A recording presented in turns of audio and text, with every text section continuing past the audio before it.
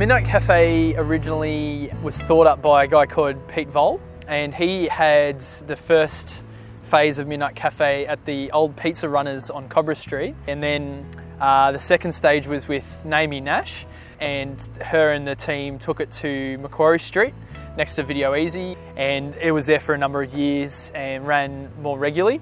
But originally the idea of Midnite Cafe was something that Pete Vole originally envisioned, even though it's taken different shapes and forms now. Our routines are supposed to keep us safe. The idea is that the tools of music, coffee and art, they're tools used to create a conversation space. Art because it encourages creativity, and music as well.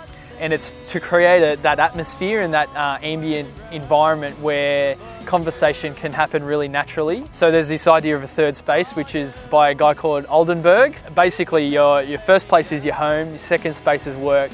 This idea of third space is like an anchor of the community, and it's a meeting place, like a lounge room style setting. Midnite Cafe is completely fueled by volunteers, and if we didn't have volunteers we wouldn't exist. Full stop. We have probably a network of up to 50 volunteers, but the committee at the moment, who are the organisers, probably there's 8 or 9 volunteers now on the committee. I volunteer because I love it. It's one of the most welcoming social networks that I have. I just love it. I love Midnite Cafe. I love the idea of it. I love the space. I love the music. I don't drink coffee, unfortunately, but that's beside the point. Yeah, it's all over everyone's own pocket, really. Everyone's just more than willing just to help out with Midnite Cafe.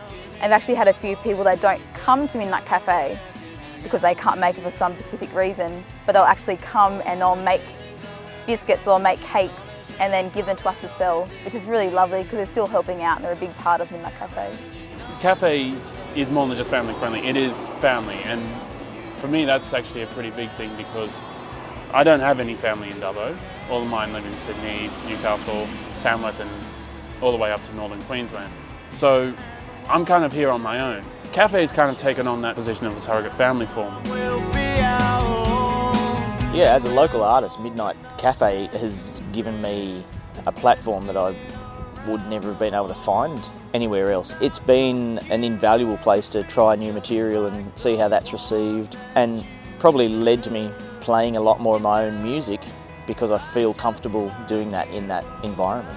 The permanent premises will be probably a shift back towards more of a focus on the space rather than a focus on events. So that way it will be more of a place where people can come regularly, and it can be a reliable place that people can come for community and sense of belonging and ownership.